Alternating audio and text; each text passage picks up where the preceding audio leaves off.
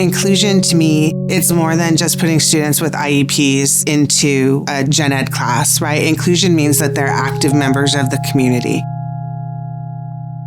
We very intentionally design our lessons. We very intentionally set the tone in our classroom so that all students feel like they're a part of that community. We learn together, we question together, we get challenged together. They get genuine praise from each other, and it's created this environment where they're not afraid to make mistakes. They're not afraid to ask each other for help. We have these group of kids that are learning from each other with just a little bit of guidance from Christina and I. So the co-teaching and inclusion model at Lathrop High is a partnership between a general education teacher, the content specialist, and the special education teacher who provides the supports. And in addition to that, the classroom para is also there, which allows the extra services for students. They not only get the content expertise, but then they get the individualized supports that they need. My experience in the classroom is really fun. Classmates are always there for you, as well as teachers. If you don't understand something, they'll guide you through it. We do a lot of group works. We do whiteboard works. All of our table mates stands out to do each problems. We take turns. Giving our students that have disabilities access to the general ed curriculum and general ed students, it gives them that extra peer support. And then sometimes they outshine some of their general ed peers, and it seems sometimes that's a surprise to them, but it also helps show them that A, they can do it, and B, they can get a diploma where maybe they have thought they wouldn't be able to do that in the past. The sooner you can include students, whether they have a disability or not, with as many general ed peers, the outcomes are better. This year, the fact that a few of them are seniors and they're gonna be able to earn their high school diploma is huge. I get emotional, and I told them I'm gonna go to your graduation and we're gonna be crying with your mom, we're gonna be crying with your dad. So to see them go from the beginning to now is really, really rewarding for me, and it's a big benefit that I see that their confidence is there, they're ready to learn because they believe in them.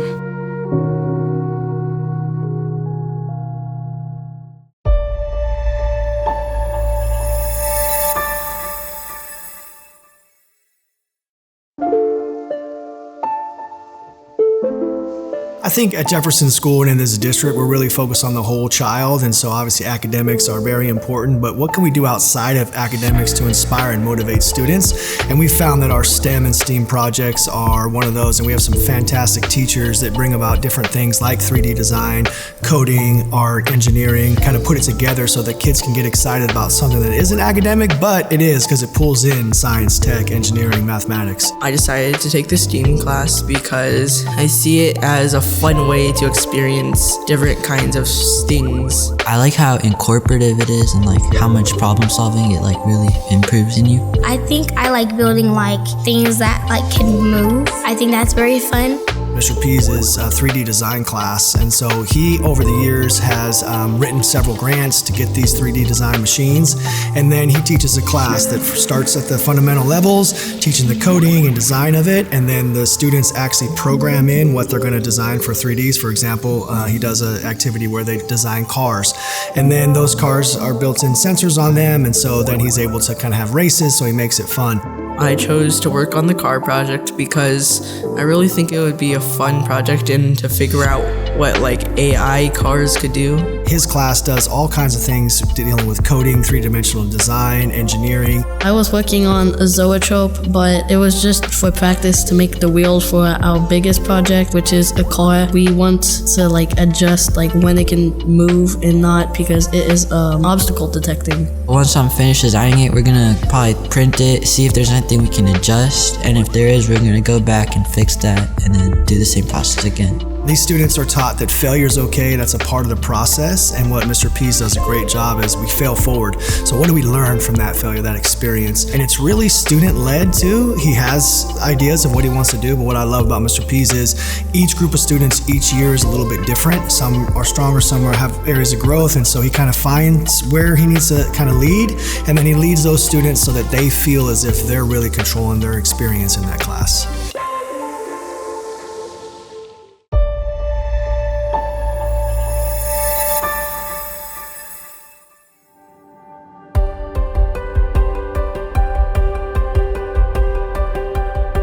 So in Stockton Unified, we currently have 36 sites out of our 56 sites participating in a robotics program. So we currently have 31 schools participating at the K-8 level and 5 schools participating at the high school level. So VEX Robotics is an integrated part of Project Lead the Way, PLTW. So we've been able to incorporate that across our district. So that way the students have the foundational skills of what VEX Robotic is. It's the engineering process, it's the critical thinking, it's the resiliency. So by the time our students get into the competitive league in VEX Robotics, they're able to kind of build upon their foundational skills, the knowledge, and the innovativeness, and it kind of sustains what we have going on. It builds upon the different levels. In the robotics program over at Chavez, we try to go into some different areas. I just don't want to show the kids that, hey, we could just go work on the assembly line and focus on just some autonomous vehicles. There's animatronics out there, there's movement, there's entertainment venues that need robotics. I really just enjoy robotics mainly because it involves many different fields such as designing, engineering, computer science, and programming. And it's just so fun overall. I just enjoy communicating with people. What I love about robotics would have to be brainstorming ideas and talking to other people. I like expressing my creativity with building and also be able to compete and just win trophies and different awards at events. Now, not all these kids might not become engineers, but they learn a lot of life lessons. They have to fail in order to be successful. Some of the things I'm learning from Mr. G is failure is going to happen. You have to problem solve to overcome it. When you fail, it's okay to fail because you're going to fail more of the time than you succeed. It could be stressing sometimes, but if you know what you're going to do from there, the failures are going to help you succeed in new strategies and builds. I think failure can lead to success mainly because if we fail at something we know it doesn't work, try something different, try something new, restart if we need to. The ability for teamwork and collaboration to happen when you're going to a tournament is just amazing. We have students that are shy. They are now paired up with teams that they did not know who they were beforehand, and so now we have to strategize together. We have to figure out, what are we going to do since we're teamed up to win this next event. Not only teaches the students the hands-on technical skills, it teaches them the soft skills, teaches them the real-life problem solving within a work environment or within collaborating amongst other teams. The best part about robotics for the students is that it teaches them how to be an adult.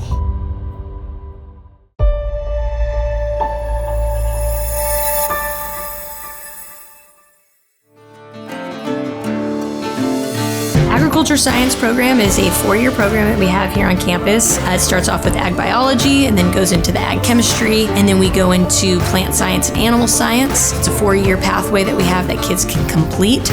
Our classes are very hands-on, so we try to provide a holistic agricultural education for our students as it relates to ag sciences, and so they can kind of get a little taste of everything and kind of see which maybe sector of the ag science world they would like the most.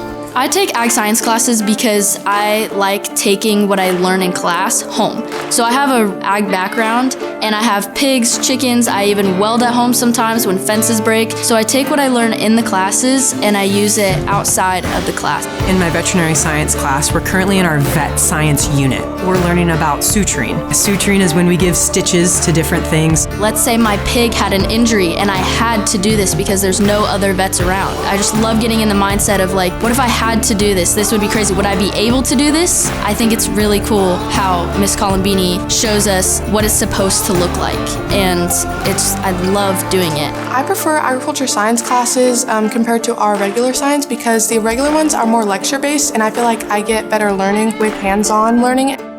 We do a lot of that. Today we just had our soil unit, so we go out, actually test the soil, we get kits, and I feel like that's a better experience personally for me, and it definitely goes along with career success, because those are some of the things that I'll be doing in my career. So to have that experience definitely prepares me for the future.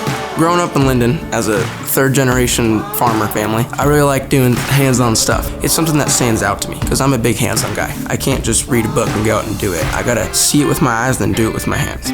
I think learning about ag science and agriculture in general is important. California is the #1 ag state in our country, and given that we live here in California in the Central Valley, which is one of the largest industries in our valley being agriculture, the students really need to understand the scope of that. They need to see that in this industry, there are a lot of careers that they can go into. This is how we're going to feed this growing population, or this is how we're going to feed the world, and this is where their food comes from. And so them having that understanding of that, I think, is really important for our students. Out of every class I take every day, I look forward to coming to the ones in the ag department.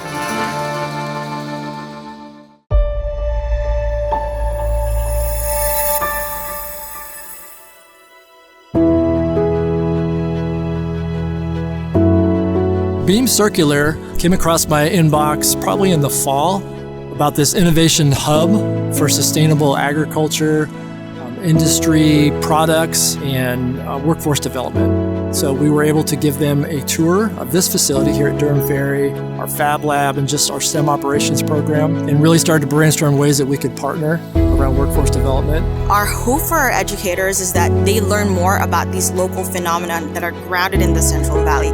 So our agricultural manufacturing industries, and really thinking about informing their students about our agriculture practices and helping their students think about what are the more sustainable practices that our agricultural industry can actually take, knowing that it's such a primary role in the Central Valley.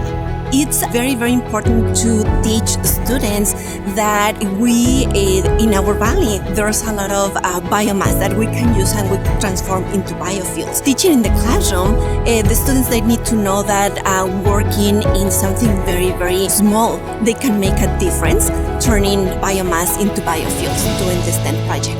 I really think biotech camps are important for the younger audience, especially like high schoolers, middle schoolers, is because a lot of high school programs, they don't have those biotechnology programs on their campus because of like the sheer cost. These camps are able to provide that like education and that exposure to them. We learned how to use the micropipettes and the disposable pipettes, and we're also like learning what biomass is, and yes, like an intro into how to use biotechnology.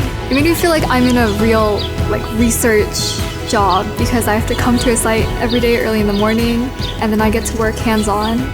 The teachers and the students learn a lot of the same techniques that are happening in high-tech research centers. It's important that they learn the skills. The work that we're doing is like we're really trying to have a short, medium, and long-term impact in all of our community, from the farmers to the students to economic development to everyone that lives in the North San Joaquin Valley, to make this beautiful Central Valley even better than what it is.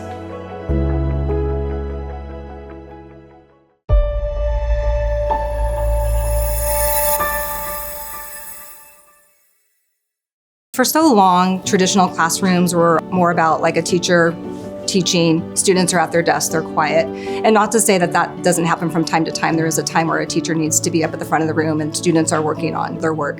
But PBL is an opportunity where students are really involved and active participants in their learning. So it's a lot of group work, collaboration, communication skills. Students are able to talk about their ideas as far as the project goes, and they might agree or disagree, but they're all active learners in that environment. And it really is an opportunity for students to be able to relate to one another, to problem solve together, to really build that relationship with their teachers and with their peers. And then once the project is done, we also have a time where they then invite their parents and other members of the community in so they can showcase their learning. And then and that in itself, I think, is truly, what we want in today's world with our students, is we want them to be active participants and engage others, peers, adults, and be able to explain their thinking. PBL is project-based learning, and a gold standard PBL includes student voice and choice. It's inquiry-based, so the students are centering things around a question, and that question is guiding the whole project. It's cross-curricular, so it's going to include multiple subjects and multiple content areas. It doesn't have to be all of them, but it can be just a few of them.